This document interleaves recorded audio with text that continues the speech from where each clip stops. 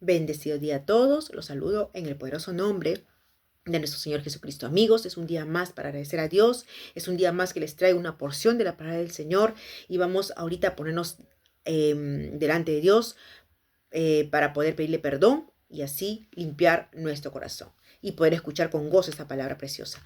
Bien, gracias, Señor, te damos a ti, papito lindo, por todo lo que tú haces por nosotros, por lo que vas a hacer aún, Señor. Te pedimos perdón en esta mañana, Señor. Te pedimos perdón, Señor, por todas las cosas malas de repente que hemos pensado, que hemos hecho.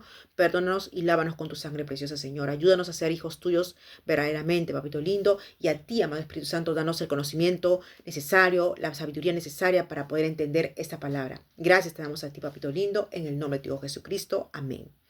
Bien, amigos, entonces vamos a continuar con el estudio del Evangelio de San Juan. Esta vez ahora con el capítulo 7. Vamos a iniciar con el capítulo 7. Y acá vamos a ver un tema muy especial, amigos. Un tema en el que nos va a hablar de cómo Jesús también fue perseguido, de cómo Jesús tuvo que lidiar con sus hermanos cuando ellos se oponían o no le creían a Jesús. Inclusive lo llamaban como loco, como que estaba fuera de sí.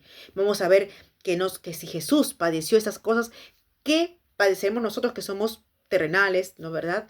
No somos el Hijo de Dios. Entonces vamos a entender ahí aún más y vamos a darnos cuenta de que también Jesús nos entiende, nos comprende, porque también Él fue hombre, pero sin pecado. Vivió como hombre, pero sin pecado.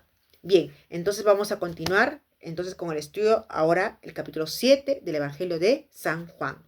Y bien, dice incredulidad de los hermanos de Jesús. Ese es el título y vamos a leer solamente 5 versículos, ¿sí? En el nombre de nuestro Señor Jesucristo leemos así. Dice, después de estas cosas andaba Jesús en Galilea, pues no quería andar en Judea porque los judíos procuraban matarle. Después de esas cosas, es decir, después de lo que hemos leído el capítulo 6, el capítulo 5, el capítulo 6, cuando recordaremos, ¿se acuerdan que Jesús sanó a un paralítico de Betesda en el día de reposo? Bueno, pues los judíos, que no son todos los judíos, sino es un grupo, los líderes religiosos, ¿no? Esos líderes religiosos judíos son los que atacaban a Jesús, son los que querían prenderlo, querían pues agarrarlo, ¿verdad? Ellos son los que querían pues procuraban matarlo, si es posible, ¿verdad? Pero no podían, claro. Bueno, pues entonces ellos, ese grupo pequeño, es que quería pues matarlo, ¿no? Entonces dice que estaba cerca la fiesta de los judíos, la de los tabernáculos. Amigos, en el pueblo de Israel habían muchas fiestas que se celebraban, más o menos alrededor de 7 fiestas anuales se celebraban, cada año se celebraban 7 fiestas. Estas 7 fiestas, una de ellas era la fiesta de los tabernáculos, que era en el mes de Nisan, el mes de Tisri, que era el mes de septiembre. La fiesta también de la Pascua, que era la mayor de las fiestas, era en el mes de Nisan, que era más o menos marzo y abril. También la fiesta de Pentecostés, eran 50 días después de la Pascua, en el mes de Siva, que eran más o menos en el mes de mayo, junio. Y así había muchas fiestas que celebraban los judíos. Pero esas fiestas, amigos, tenían algo diseñado para recordar algo específico del Señor. Vamos a Levítico, rapidísimo, vamos a Levítico 23, 39, vamos a leer a partir del 39. Dice, a los 15 días del mes séptimo, cuando hayáis recogido el fruto de la tierra, haréis fiesta a Jehová por 7 días. El primer día será de reposo y el octavo día también será de reposo. Después de haber hecho la fiesta, había un reposo, ¿no? Y tomaréis el primer día ramas con frutos de árboles hermosos, ramas de palmeras, dice, ramas de árboles frondosos y sauce de los arroyos, y os recogeréis delante de Jehová vuestro Dios por 7 días. Y le haréis fiesta a Jehová por 7 días cada año, y será estatuto perpetuo. O sea, siempre lo van a hacer. Por vuestras generaciones, en el mes de septiembre lo haréis. En tabernáculos habitaréis 7 días, todo natural de Israel habitará en los tabernáculos. Es decir, los tabernáculos, dice, en los tabernáculos habitaréis 7 días, ¿no? Y dice, para que sepan vuestros descendientes que en tabernáculos hice yo habitar a los hijos de Israel cuando los saqué de la tierra de Egipto. Yo, Jehová vuestro Dios. Así es. Entonces, Dios hace que se rinde esta fiesta. Por medio de esta fiesta, los judíos enseñaban a sus hijos lo que Dios hizo por ellos. Lo que Dios hizo por ellos cuando los sacó de la esclavitud de Egipto a la tierra prometida, ¿verdad? Y en ese desierto donde caminaba, Dios les dio de comer, Dios les dio vestimenta, los zapatos nunca se gastaron, todo ellos tenían, a pesar de todo, a pesar de que se quejaban, pero ellos siempre tenían, porque estaban andando siempre con Dios. Dios era el que los guiaba, los que los cuidaba, ¿verdad? Entonces, amigos, esto también nos hace reflexionar a nosotros. Hoy en día tenemos también nosotros que recordar lo que Dios ha hecho con nosotros, lo que está haciendo, y eso enseñarles a nuestros hijos, enseñarles a la familia, a la gente que vive a nuestro alrededor, de repente contarle nuestro testimonio para que conozcan de Dios, ¿verdad? Para que conozcan de Dios y saber que Él es el que nos provee todo. Vamos al versículo 3 del libro de San Juan, que estamos leyendo. Y le dijeron sus hermanos: sal de aquí y vete a Judea, para que también tus discípulos vean las obras que haces. Sus hermanos, ¿qué quiere decir acá? Que sus propios hermanos, Jesús tenía hermanos, no era que era solamente Jesús, María y José, no, habían hermanos que tenía Jesús y él le decían: sal de aquí, ¿no? Pero realmente ellos lo querían a su hermano, creían en él realmente. Bueno, vamos a continuar leyendo. Porque ninguno que procura darse a conocer hace algo en secreto, todavía le decían, dicen ellos, ¿no? Si esas cosas haces, manifiéstate al mundo. Por una parte, es cierto, tenemos que manifestar al mundo lo que Dios ha hecho en nosotros, ¿no? Y si Él hacía milagros, pues tenía que enseñar tenía que enseñar y entender, enseñaba esto, y esto también nos da a entender que nosotros también debemos manifestar lo que Dios ha hecho en nosotros o lo que está haciendo al mundo, dar testimonios, ¿verdad? Entonces, porque dice que Dios ha preparado, dice de antemano, obras para que nosotros andemos en ellas. Así dice la palabra de Dios en Efesios. Tenemos que vivir para Dios y para los demás. Eso es lo que tenemos que hacer, vivir para Dios.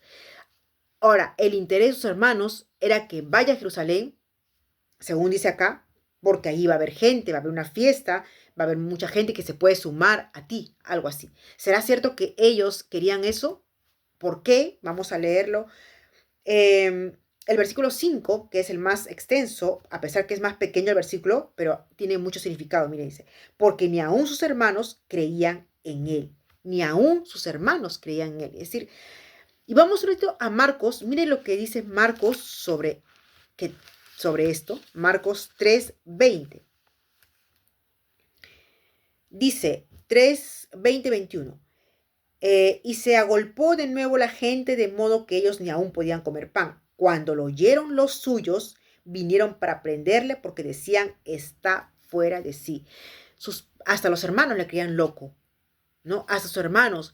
La oposición de Jesús no solamente era de sus enemigos, que era lo más, que era de esperarse, ¿verdad? Que sea de los enemigos, sino que también de su propia familia. Cuando le escuchaban sus enseñanzas, asumieron que estaba prácticamente loco, ¿no? Y podemos aprender que, amigos, que Jesús sí tenía hermanos entonces. Y lo vamos a comprobar acá, vamos a corroborar. Vamos a Mateo un ratito 12, Mateo 12, 46, 47. Mientras él aún hablaba a la gente, he aquí su madre y sus hermanos estaban afuera y le querían hablar. Y le dijo uno: he aquí tu madre y tus hermanos están afuera y te quieren hablar. Entonces estamos corroborando de que sí, realmente Jesús tuvo hermanos. Vamos a Mateo mismo 13, 54, 58.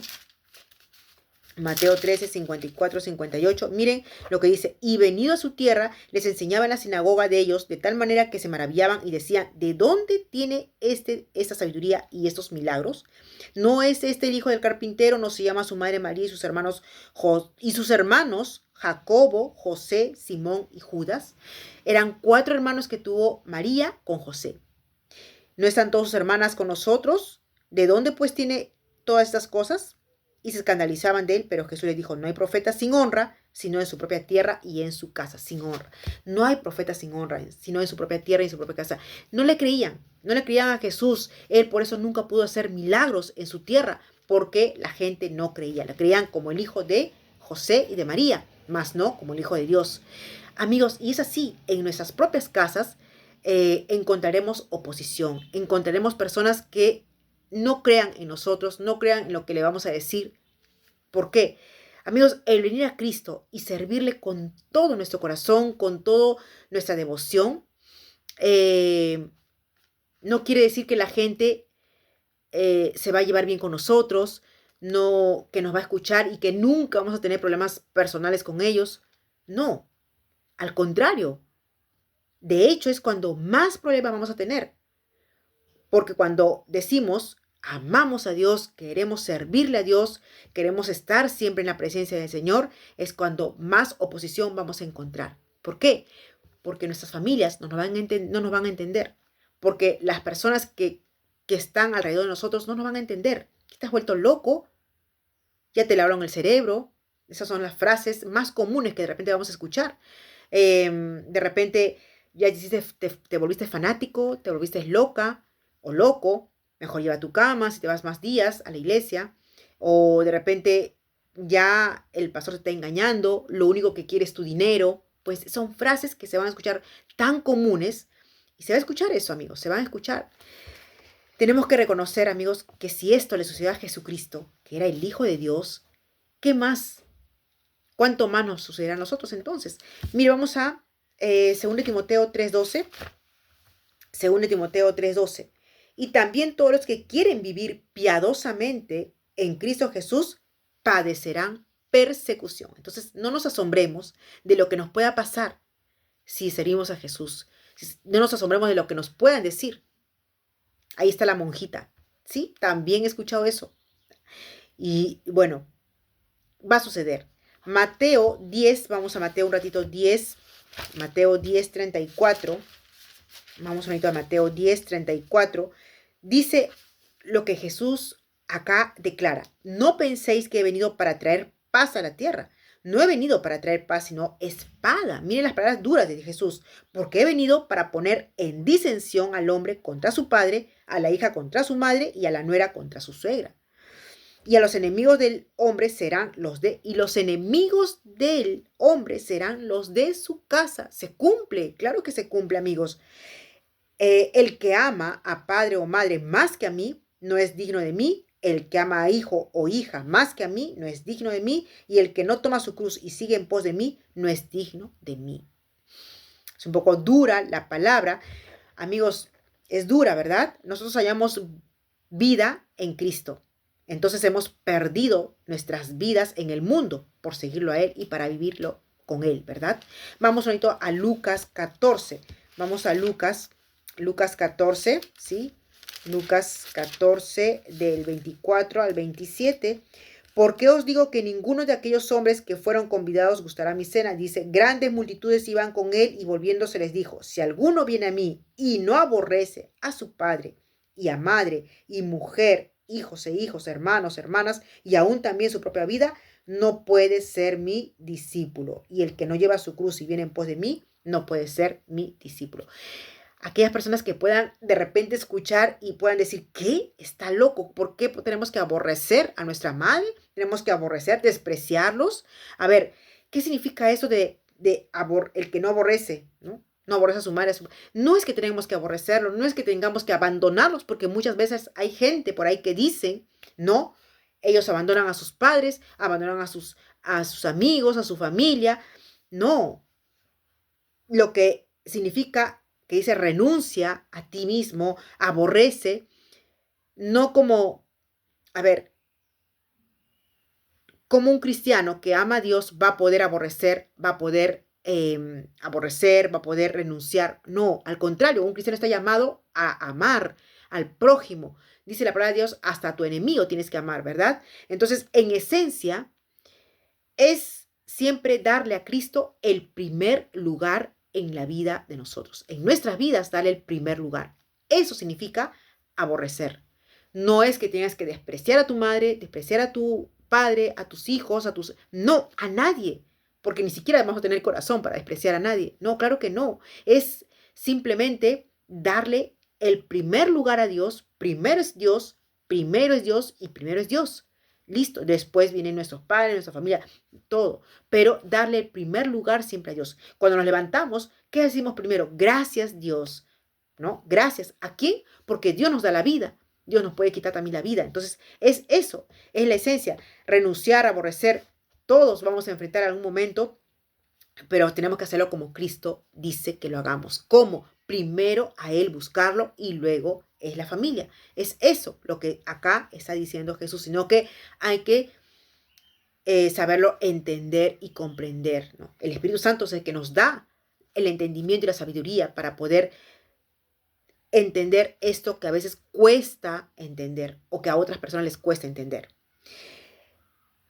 Es otra vez, repito, dar a Cristo el primer lugar, ¿no?